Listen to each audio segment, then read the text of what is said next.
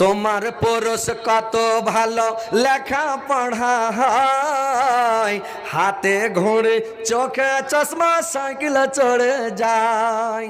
তোমার পুরুষ কত ভালো লেখা পড়া হয়, হাতে ঘড়ি চোখে চশমা সাইকেল চড়ে যায়।